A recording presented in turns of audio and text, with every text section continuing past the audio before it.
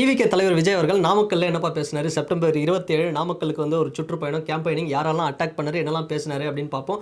ஓப்பனிங்ல இந்த வாட்டி என்னன்னா கேப்டன் விஜயகாந்த் அவர்களை பற்றி பேசியிருக்காரு. ஒரு மாசான சம்பவம் பண்ணியிருக்காரு அப்படின்னே வந்து சொல்லலாம். அந்த அளவுக்கு வந்து கூட்டம் வந்திருக்கு. ஸோ திருச்சி, நாகப்பட்டினம்ல என்ன அளவுக்கு கூட்டம் வந்ததோ அதே அளவுக்கு கூட்டம் வந்திருக்கு அப்படின்னு சொல்லலாம். ஸோ இந்த வீடியோ ஃபுல்லாக பாருங்க. நான் ஷார்ட் அண்ட் ஸ்வீட்டாக தளபதி விஜய் அவர்கள் இந்த வாட்டி லென்த்தாகவே பேசியிருக்காரு, ஒரு 15 நிமிஷம். ஸோ அதை நான் வந்து ஷார்ட் அண்ட் ஸ்வீட்டாக வந்து இந்த வீடியோவில் நான் சொல்கிறேன். ஸோ ஃபஸ்ட்டு என்ன சொன்னார்னா, transport hub of south India அப்படின்னு வந்து நாமக்கல் மாவட்டத்தை வந்து சொல்லியிருக்கிறாரு. அந்த அளவுக்கு வந்து இந்த லாரியோட பாடி பார்ட்ஸ் இந்த மாதிரியான விஷயங்கள்லாம் வந்து இங்கேருந்து வந்து போகுது அப்படி சொல்லியிருக்காரு. அண்ட் அதாவது முட்டை கோழி வளர்ப்பு இது மாதிரியான விஷயங்கள்லாம் நாமக்கல்ல ரொம்ப ஃபேமஸ்ஸு. இது வந்து பார்த்தோம்னா வேர்ல்டு லெவலில் வந்து எக்ஸ்போர்ட் அப்படிங்கிறது பெரிய லெவலில் நடக்குது. இதையும் வந்து மென்ஷன் பண்ணியிருந்தாரு.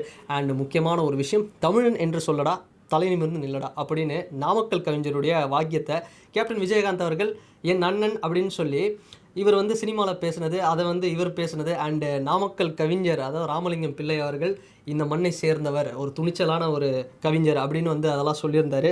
அண்ட் இதை தாண்டி தமிழ்நாட்டுக்கு இடஒதுக்கீடு, அதாவது குறிப்பாக பட்டியல் சமூகத்தினர் மற்றும் பிற்படுத்தப்பட்ட ஓபிசி, எஸ்சி, எஸ்டி சமூகத்தினர் இவங்க எல்லாருக்குமே வந்து ஒரு இடஒதுக்கீட்டை வந்து வாங்கி தரணும் அப்படின்னு சென்னை மாகாண முதலமைச்சராக இருந்த சுப்புராயன் அவர்கள் பிறந்த இடம் அப்படிங்கிறத வந்து சொல்லியிருக்கிறாரு.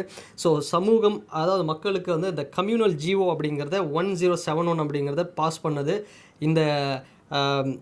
இந்த சுப்புராயன் அப்படிங்கிறவர் தான். ஸோ இவருக்கு மணி மண்டபம் கட்டுவோம் அப்படின்னு வந்து டிஎம்கே வாக்குறுதி எண் நம்பர் 456 சொல்லியிருந்தாங்க. சொன்னாங்களே செஞ்சார்களா அப்படிங்கிற டோனில் வந்து அதை வந்து பேசியிருந்தார்.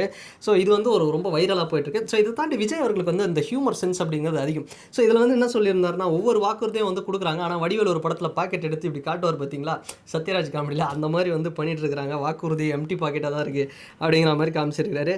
அண்ட் இதை தாண்டி நாமக்கல்ல என்னென்ன பிரச்சனை, செய்யாமல் விட்டது என்ன அப்படிங்கிறத லிஸ்ட்டாக போட்டிருக்கிறாரு. ஸோ ஃபஸ்ட்டு, ஒவ்வொரு ஒன்றியங்களிலும் தானிய சேமிப்பு கிடங்குகள் கொள்முதல் நிலையம் வந்து அமைப்போம் அப்படின்னு வாக்குறுதி நம்பர் 50 சொல்லியிருந்தாங்க. அதை பண்ணாங்களா, சொன்னாங்களே செஞ்சாங்களா அப்படிங்கிறத சொல்லியிருக்கிறாரு.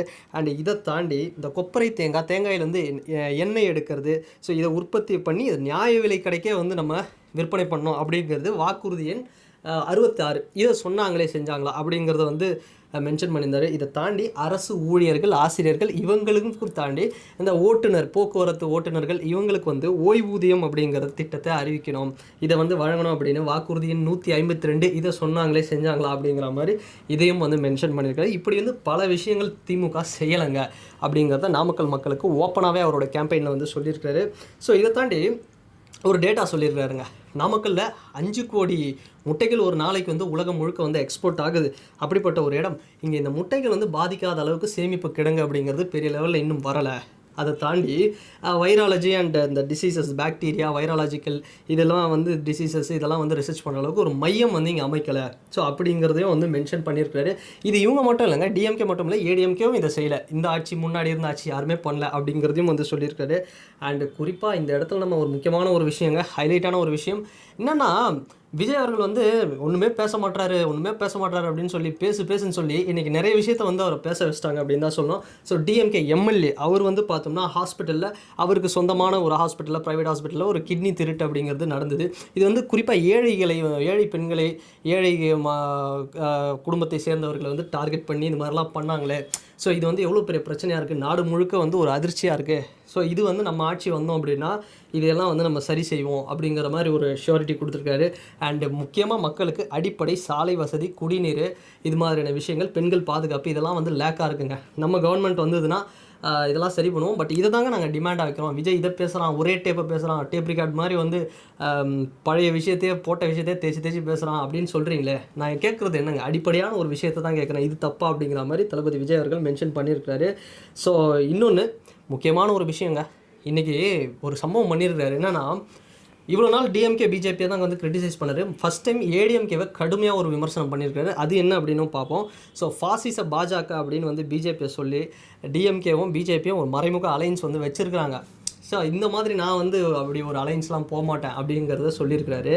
இன்னொன்று ஏடிஎம்கே வந்து பார்த்தோம்னா, அம்மா ஜெயலலிதா இருக்கும்போது எப்படி இருந்தது, அவங்களுடைய கொள்கைகள் தாண்டி இன்றைக்கி எப்படி போயிட்டுருக்காங்க பாருங்கள். கேட்டால் தமிழக மக்களுடைய நலனுக்காக வந்து நாங்கள் பிஜேபி கூட கூட்டணி வைக்கிறோம் அப்படின்னு வந்து சமாளிக்கிறாங்க ஏடிஎம்கே. அதை வந்து எம்ஜிஆர் அவர்கள், புரட்சி தலைவர் எம்ஜிஆர் அவர்களுடைய ஒவ்வொரு தொண்டர்களும் வந்து அதை சொல்லி கதறாங்க. அப்படின்னு வந்து ஒரு விஷயத்தை மென்ஷன் பண்ணியிருக்காரு. ஆனால் நான் வந்து ஏடிஎம்கே மாதிரிலாம் இருக்க மாட்டேங்க அப்படிங்கிற மாதிரி சொல்கிறாரு.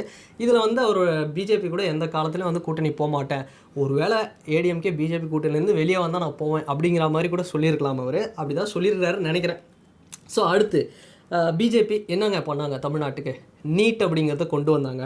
அண்டு நிறைய பிரச்சனைகள் தமிழ்நாட்டுக்கு. அவங்க சொன்னது என்ன? கல்வி நிதி அப்படிங்கிறது சரியாக வரல, தமிழ்நாட்டுக்கு என்ன பெருசாக பண்ணிட்டாங்க அப்படிங்கிற மாதிரி வந்து இப்படி ஒரு சந்தர்ப்பவாத கூட்டணியை வந்து ஏடிஎம்கே மட்டும் இல்லை, நீங்கள் வந்து சப்போஸ் டிஎம்கேவுக்கு நீங்கள் 2026 ஓட்டு போட்டிங்கன்னா அது நீங்கள் போடுற ஓட்டு பிஜேபி. இந்த இடத்துல நம்ம ஒரு விஷயம் பார்க்கணும். 2021 டிஎம்கே என்ன சொன்னாங்க, அதாவது ஏடிஎம்கேக்கு நீங்கள் ஓட்டு போட்டால் பிஜேபி டைரெக்டாகவே வந்துடும், கமலுக்கு நீங்கள் ஓட்டு போட்டால் மற்றவங்களுக்கு யாருக்கு போட்டாலுமே வந்து தொண்டர்கள்லாம் என்ன சொன்னாங்க, திமுக தொண்டர்கள் இந்த மாதிரி கமலுக்கு நீங்கள் ஓட்டு போட்டாலும் அது பிஜேபி தான் வர வைக்கும் அப்படிலாம் சொன்னாங்க. ஆனால் இப்போ 2026 தளபதி விஜய் அவர்கள் ஒரு படி எக்ஸ்ட்ரா போயிட்டு அவங்க போட்ட பிட்டை அவங்களுக்கே திருப்பி போட்டிருக்கிறாரு. நீங்கள் சப்போஸ் டிஎம்கேக்கு ஓட்டு போட்டிங்கன்னா மறைமுகமாக பிஜேபியும் டிஎம்கே கூட்டணி இருக்கிறாங்க, சப்போஸ் டிஎம்கேக்கு போடுற ஓட்டு பிஜேபி தான் அப்படிங்கிற மாதிரி ஒரு ஸ்ட்ராங்கான விஷயத்தை பேசியிருக்காரு. உண்மையாக பாராட்டலாங்க. எனக்கு தெரிஞ்சு திருச்சி, நாகப்பட்டினம் இதை தாண்டி எங்கே வந்து கூட்டம் அப்படிங்கிறது கணிக்க முடியல, அந்தளவுக்கு வந்து நாமக்கல்லில் ஒரு மிகப்பெரிய ஒரு கூட்டம். ஸோ இது மாதிரியான விஷயங்கள்லாம் வந்து சொல்லியிருக்காரு. ஃபைனலாக அவரோட ஸ்டைலில், அதாவது 2 பேருக்கு தான் போட்டி, ஒன்று டிஎம்கே இன்னொன்று டிவிகே அப்படிங்கிற மாதிரி முடிச்சுட்டு, ஸோ மக்கள் சக்தி கொண்ட மாபெரும் ஒரு மக்கள் சக்தி கொண்ட ஒரு கட்சி டிவிகேவுக்கா இல்லை கொள்கை என்ற பேரில் கொள்ளையடிக்கிற திமுகவுக்கா, யாருக்கு உங்கள் ஓட்டு அப்படிங்கிற மாதிரி முடிச்சுட்டு, ஸோ கான்ஃபிடென்ட்டாக இருங்க, வெற்றி நிச்சயம் அப்படின்னு சொல்லி முடிச்சிருக்கிறாரு. இதுக்கு மேலே வந்து என்னங்க பேசுறது ஒரு மனுஷன்? அதாவது எல்லா விஷயத்தையும் வந்து அட்ரஸ் பண்ணி அழகாக வந்து சொல்லியிருக்காரு. கேட்டால் விஜய்க்கு பேச தெரியல, விஜய் பேசலை அப்படின்னு போன இதெல்லாம் விட இப்போ செம்மையாக பேசியிருக்காரு அப்படின்னே சொல்லலாம். ஸோ நான் வந்து இந்த இடத்துல ஒருத்தர் வந்து தூக்கி பேசியோ ஒருத்தவங்களை வந்து கேவலப்படுத்தி அதுக்காக நான் வீடியோ போடல. ஒரு விஷயம் நல்லா புரிஞ்சுக்கோங்க, அவர் என்ன பேசினாரோ அதை தான் வந்து நான் இந்த வீடியோவில் வந்து சொல்லியிருக்கேன். ஸோ இதுதாங்க நாமக்கல் கேம்பெயினில் விஜய் அவர்கள் வந்து பேசின விஷயம் அப்படிங்கிறது. ஸோ முடிஞ்ச அளவுக்கு எல்லாத்தையுமே நான் சொல்லிட்டேன். அண்டு இந்த வீடியோ பற்றின உங்களுடைய கருத்துக்கள் என்ன அப்படிங்கிறது இந்த கமெண்ட் செக்ஷனில் மறக்காமல் வந்து பதிவிடுங்க. அண்ட் வேறு ஒரு வீடியோவில் வேறு ஒரு கான்டென்ட்டில் நான் உங்களை பார்க்குறேன். பாய்.